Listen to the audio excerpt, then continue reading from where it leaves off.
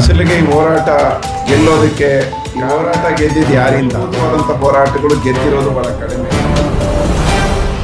ವೇದಿಕೆ ಮೇಲೆ ಇರ್ತಕ್ಕಂಥ ಹಲವು ರೀತಿಯ ಹೋರಾಟಗಳ ಅನುಭವವನ್ನು ಹೊಂದು ಇದಕ್ಕೆ ಮಾರ್ಗದರ್ಶನ ಮಾಡಿದಂಥ ಎಲ್ಲ ಹೋರಾಟದ ಬಂಧುಗಳಿಗೆ ಮತ್ತು ಇಲ್ಲಿ ಎದುರುಗಡೆ ಕೂತಿರ್ತಕ್ಕಂಥ ಎಲ್ಲ ರೈತ ಬಂಧುಗಳಿಗೆ, ನಾಗರಿಕರಿಗೆ ಶುಭಾಶಯಗಳನ್ನು ತಿಳಿಸೋದ್ರ ಜೊತೆಯಲ್ಲಿ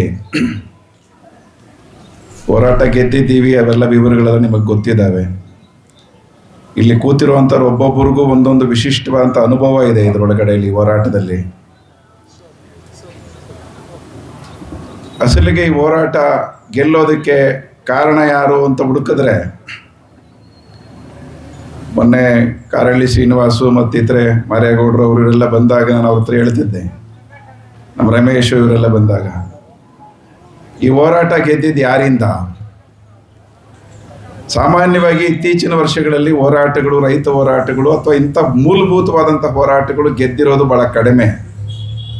ಆದರೆ ಈ ಹೋರಾಟ ಗೆದ್ದಿದ್ದು ಯಾಕೆ ಅಂತ ಅದಕ್ಕೆ ನನಗೆ ಬಹಳ ಸ್ಪಷ್ಟವಾಗಿ ನನಗೆ ಅನಿಸಿದ್ದು, ಮತ್ತು ಇಲ್ಲಿರೋರ್ಗೆ ಬಹುತೇಕ ಜನಕ್ಕೆ ಹಾಗೆ ಇದೆ ಅಂತ ಅಂದ್ಕೊಂಡಿದ್ದೀನಿ. ಈ ಹೋರಾಟವನ್ನು ನಾಯಕರು ಮಾರ್ಗದರ್ಶನ ಮಾಡಿದ್ದಾರೆ, ಸಂಘಟನೆಗಳು ಮಾರ್ಗದರ್ಶನ ಮಾಡಿದ್ದಾವೆ.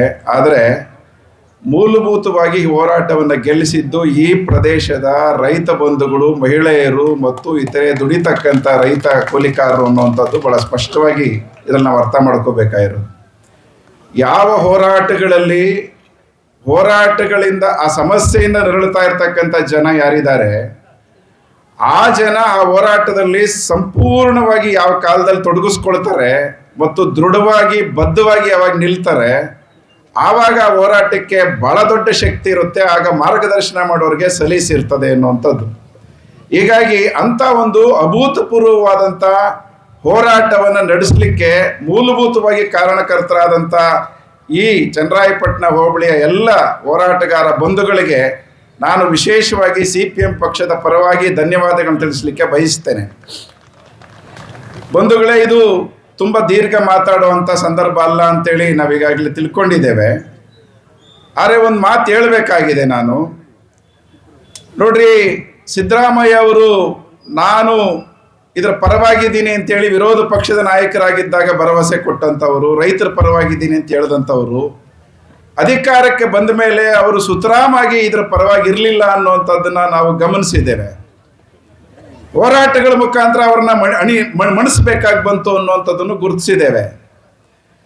ಅಧಿಕಾರಕ್ಕೆ ಬರೋಕ್ಕೆ ಮುಂಚೆ ಇರುವಂಥ ಮಾತುಗಳು, ಅಧಿಕಾರಕ್ಕೆ ಬಂದ ನಂತರದಲ್ಲಿ ಈ ಸರ್ಕಾರಗಳು ಪಾರ್ಟಿ ಅದು ಇದು ಇರ್ಬೋದು, ನಮ್ಮ ರಾಜ್ಯದಲ್ಲಿ ಈಗಿರುವಂಥ 3 ಪಾರ್ಟಿಗಳ ಹೆಸರುಗಳನ್ನು ಆ ಕಡೆ ಈ ಕಡೆ ಬದಲಾಯಿಸಿ ಹೇಳ್ತಾ ಇರ್ಬೋದು. ನಾವು ಇಲ್ಲಿ ಕೂತಿರೋರು ಕೂಡ ಬಹುತೇಕ ನಾವು ಒಂದಲ್ಲ ಒಂದು ಪಾರ್ಟಿಗಳಲ್ಲಿ ಇದ್ದೀವಿ. ನಮಗೆ ಅರ್ಥ ಆಗಬೇಕಾಗಿರೋದೇನು, ನಾವು ಅಧಿಕಾರಕ್ಕೆ ತರಿಸುವಂಥ ಈ ಸರ್ಕಾರಗಳು ಅಧಿಕಾರಕ್ಕೆ ಬರೋಕ್ಕೆ ಮುಂಚೆ ನಮ್ಮ ಪರವಾಗಿರ್ತವೆ, ಅಧಿಕಾರಕ್ಕೆ ಬಂದ ಮೇಲೆ ನಮ್ಮ ವಿರೋಧಿಗಳಾಗಿ ಯಾಕೆ ಪರಿವರ್ತನೆ ಆಗ್ತವೆ ಅನ್ನುವಂಥದ್ದನ್ನು ಸ್ವಲ್ಪ ಆಳಕ್ಕೆ ಅರ್ಥ ಮಾಡ್ಕೊಳ್ಳೋ ಅಗತ್ಯ ಇದೆ. ಇವತ್ತು ಸರ್ಕಾರಗಳು ಬಹುತೇಕ ಬಂಡವಾಳದಾರರ ಪರವಾಗಿ ಮಾರ್ಪಟ್ಟಿದ್ದಾವೆ, ಕಾರ್ಪೊರೇಟ್ ಕಂಪನಿಗಳ ಪರವಾಗಿ ಮಾರ್ಪಟ್ಟಿದ್ದಾವೆ. ಅವರ ಶಕ್ತಿ, ಅವರ ಪ್ರಾಬಲ್ಯ ಈ ಸರ್ಕಾರಗಳ ಮೇಲೆ ಪೂರ್ಣ ಹಿಡಿತವನ್ನು ಸಾಧಿಸಿಬಿಟ್ಟಿದ್ದಾರೆ ಅವರು. ಹೀಗಾಗಿ ಓಟ್ ಹಾಕುವಾಗ ನಾವಿದ್ರೂ ಕೂಡ ನಮ್ಮನ್ನ ಅವರು ಬಿಟ್ಕೊಳಕ್ಕಾಗಲ್ಲ ಅನ್ನೋಂಥ ಪರಿಸ್ಥಿತಿ ಇದ್ದಾಗಲೂ ಕೂಡ ಅವರನ್ನು ನಿಯಂತ್ರಣ ಮಾಡ್ತಿರ್ತಕ್ಕಂಥ ಶಕ್ತಿಗಳು ಇವತ್ತು ಬಹಳ ಪ್ರಬಲವಾಗಿ ಬೆಳೆದು ಬಿಟ್ಟಿದ್ದಾರೆ. ಹೀಗಾಗೇನೆ ಇದೇ ಸರ್ಕಾರ ಹಿಂದೆ ಇಂದಂಥ BJP ಸರ್ಕಾರ ಜಾರಿಗೆ ತಂದಂಥ ಕರ್ನಾಟಕದ ಭೂ ಸುಧಾರಣಾ ತಿದ್ದುಪಡಿ ಕಾಯ್ದೆ ಏನಿದೆ, ಭೂಮಿತಿಯನ್ನು ತಿದ್ದುಪಡಿ ಮಾಡಿದ್ದಾರೆ, ಭೂ ಸ್ವಾಧೀನ ಕಾಯ್ದೆಯನ್ನು ತಿದ್ದುಪಡಿ ಮಾಡಿದ್ದಾರೆ. ಒಟ್ಟಾರೆಯಾಗಿ ದೇವರಾಜ ಅರಸು ಕಾಲದಲ್ಲಿ ಹೆಸರು ಹೇಳ್ಕೊಳ್ಳುವಂಥ ರೀತಿಯಲ್ಲಿ ತಂದಂಥ ಭೂ ಸುಧಾರಣಾ ಕಾಯ್ದೆ ಏನಿದೆ ಅದರ ಪೂರ್ತಿ ಸತ್ವವನ್ನೇ ಕಿತ್ತಾಕಿದ್ದಾರೆ, ಹಲ್ಲಿಲ್ಲದ ಹಾವಾಗಿ ಇವತ್ತು ಮಾರ್ಪಡಿಸಿದ್ದಾರೆ. ಆ ಸರ್ಕಾರ ತಂದಂತಹ ಕಾಯ್ದೆ ಕರ್ನಾಟಕದ ಒಳಗಡೆಯಲ್ಲಿ ರೈತರ ಕೈಯಲ್ಲಿ ಭೂಮಿ ಇರಕ್ಕೆ ಸಾಧ್ಯವೇ ಇಲ್ಲ ಇನ್ನು ಮುಂದಕ್ಕೆ. ಅದು ಬಹಳ ಮುಖ್ಯವಾಗಿ ಕರ್ನಾಟಕದಲ್ಲೂ ಮತ್ತು ನಮ್ಮ ದೇಶದಲ್ಲೂ ಆಗ್ತಿರ್ತಕ್ಕಂಥ ಒಟ್ಟಾರೆ ಕಾರ್ಪೊರೇಟ್ ಹಿಡಿತ ಏನಿದೆ, ಕಾರ್ಪೊರೇಟ್ ಶಕ್ತಿಗಳ ಬಂಡವಾಳದಾರರ ಹಿಡಿತ ಏನಿದೆ, ಅದರ ಸಂಕೇತವಾಗಿ ಇಂದಿನ BJP ಸರ್ಕಾರ ಭೂ ಸುಧಾರಣಾ ಕಾಯ್ದೆಯನ್ನು ನಾಶ ಮಾಡಿದೆ. ಇವರು ಅಧಿಕಾರಕ್ಕೆ ಬರಕ್ಕೆ ಮುಂಚೆ ಹೇಳಿದ್ರು ನಾವು ಅಧಿಕಾರಕ್ಕೆ ಬಂದ್ರೆ ಅದನ್ನು ತೆಗೆದಾಕ್ತೀವಿ ಅಂತೇಳಿ 3 ವರ್ಷ ಆಗ್ತಾ ಇದೆ, ಇನ್ನೂ ಕೂಡ ಅವರು ಅದರ ಬಗ್ಗೆ ಮಾತಾಡ್ತಾ ಇಲ್ಲ. ಚನ್ನರಾಯಪಟ್ಟಣ ಹೋರಾಟದ ಬಹಳ ಪ್ರಮುಖವಾದ ಪ್ರಶ್ನೆನೂ ಅದೇ ಆಗಿತ್ತು. ನಮ್ಮ ಭೂಮಿಯನ್ನ ಕಿತ್ಕೊಂಡು ಕೊಡೋದಿಲ್ಲ ಅಂತ ಹೇಳಿ ಅವರು ಆಟ ಆಡಿಸಿದ್ದಕ್ಕೂ ಕಾರಣ ಇದ್ದದ್ದು ಈ ಕಾರ್ಪೊರೇಟ್ ಶಕ್ತಿಗಳ ಹಿಡಿತ ಅನ್ನುವಂಥದ್ದನ್ನು ನಾವು ಗಮನದಲ್ಲಿ ಇಟ್ಕೊಂಡಿರ್ಬೇಕು. ಹೀಗಾಗಿ ಇವತ್ತಿಗೆ ಚನ್ನರಾಯಪಟ್ಟಣ ಹೋರಾಟ ಗೆದ್ದಿದ್ದೇವೆ, ಆದ್ರೆ ಇಡೀ ರಾಜ್ಯದಲ್ಲಿ ಮತ್ತು ಇಡೀ ದೇಶದಲ್ಲಿ ರೈತಾಪಿ ವ್ಯವಸಾಯವನ್ನ ನಾಶ ಮಾಡಿ ಕಾರ್ಪೊರೇಟ್ ವ್ಯವಸಾಯವನ್ನ ಹೆಚ್ಚು ಮಾಡಬೇಕು ಅನ್ನುವಂಥ ವ್ಯವಸ್ಥಿತವಾದಂಥ ಆಡಳಿತ ಸರ್ಕಾರದ ನೀತಿಗಳು ಇವತ್ತು ಅಸ್ತಿತ್ವಕ್ಕೆ ಬಂದಿದ್ದಾವೆ. ದೆಹಲಿಯಲ್ಲಿರ್ತಕ್ಕಂಥ ಮೋದಿ ಸರ್ಕಾರ ಸಂಪೂರ್ಣವಾಗಿ ಕಾರ್ಪೊರೇಟ್ ಪರವಾಗಿ ನಿಂತಿದೆ. ಕರ್ನಾಟಕದಲ್ಲಿರ್ತಕ್ಕಂಥ ಸರ್ಕಾರವೂ ಕೂಡ ಕಾರ್ಪೊರೇಟ್ಗಳ ಪರವಾಗಿ ನಿಂತ್ಕೊಂಡಿದೆ ಅನ್ನುವಂಥದ್ದನ್ನ ಅರ್ಥ ಮಾಡ್ಕೊಳಕ್ ಸಾಧ್ಯ ಆದ್ರೆ ನಮಗೆ ಚನ್ನರಾಯಪಟ್ಟಣದ ಹೋರಾಟದಿಂದ ಕಲಿಬೇಕಾಗಿರೋದು ಏನಂತಂದ್ರೆ, ಮುಂದಿನ ದಿನಗಳಲ್ಲಿ ಕರ್ನಾಟಕ ರಾಜ್ಯವೂ ಸೇರಿದಂತೆ ಇಡೀ ದೇಶದಲ್ಲಿ ರೈತಾಪಿ ಕೃಷಿ, ರೈತ ಕೇಂದ್ರಿತವಾದಂಥ ಕೃಷಿಯನ್ನ ನಾವು ಬಿಟ್ಕೊಳ್ಳೋದಿಲ್ಲ. ಕಾರ್ಪೊರೇಟ್ ಕಂಪನಿಗಳ ಕೈಗೆ ಇಡೀ ಕೃಷಿಯನ್ನು ಒಪ್ಪಿಸುವಂಥದ್ದನ್ನ ಒಪ್ಪೋದಿಲ್ಲ ಅನ್ನುವಂಥ ಆ ಸಂದೇಶನೇ ಚನ್ನರಾಯಪಟ್ಟಣ ಹೋರಾಟದಿಂದ ಹೋಗ್ತದೆ. ಈ ರೀತಿಯಲ್ಲಿ ಇಡೀ ರಾಜ್ಯಕ್ಕೆ ಈಗಾಗಲೇ ಯಶವಂತ್ ಅವರು ಮಾತಾಡುವಾಗ ಹೇಳ್ತಿದ್ರು, ಬೆಂಗಳೂರು ಸುತ್ತಮುತ್ತ 1 ಎಕರೆ ಭೂಮಿಯನ್ನು ಕೂಡ ಬಿಡಬಾರದು ಅಂತೇಳಿ ತೀರ್ಮಾನ ಮಾಡಿಬಿಟ್ಟಿದ್ದಾರೆ ಅವರು ಇವತ್ತು. ಹೀಗಾಗಿ 10 ಹಲವು ಯೋಜನೆಗಳ ಹೆಸರುಗಳ ಒಳಗಡೆಯಲ್ಲಿ ಎಲ್ಲ ಭೂಮಿಗಳಿಗೂ ಕೂಡ ನೋಟಿಫಿಕೇಶನ್ ಹೊರಡಿಸ್ಲಿಕ್ಕೆ ಅವರು ಬ್ಲೂ ಪ್ರಿಂಟ್ ರೆಡಿ ಮಾಡ್ಕೊಂಡ್ಬಿಟ್ಟಿದ್ದಾರೆ.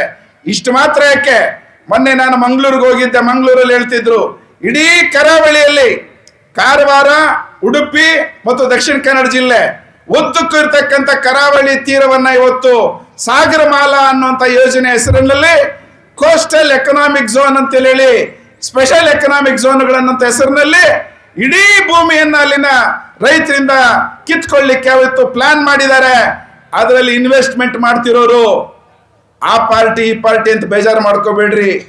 ಇವತ್ತು ಅಧಿಕಾರದಲ್ಲಿರುವಂತ ಪಾರ್ಟಿಯ ಲೀಡರ್ಗಳು, ವಿರೋಧ ಪಕ್ಷದಲ್ಲಿರ್ತಕ್ಕಂಥ ಪಾರ್ಟಿಯ ಲೀಡರ್ಗಳು ನಾ ಮುಂದು ತಾ ಮುಂದು ಅಂತೇಳಿ ಸಾವಿರಾರು ಎಕರೆ ಭೂಮಿಯನ್ನ ಇವತ್ತು ತಮಗೆ ವಶಪಡಿಸ್ಕೊಳ್ತಾ ಇದ್ದಾರೆ.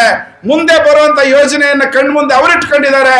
ರೈತರಿಗೆ ಗೊತ್ತಿಲ್ಲ, 5 ಲಕ್ಷಕ್ಕೆ 10 ಲಕ್ಷಕ್ಕೆ 20 ಲಕ್ಷಕ್ಕೆ ಇವತ್ತು ಎಕರೆ ಭೂಮಿಗಳನ್ನ ಕೊಂಡ್ಕೊಳ್ತಾ ಇದ್ದಾರೆ.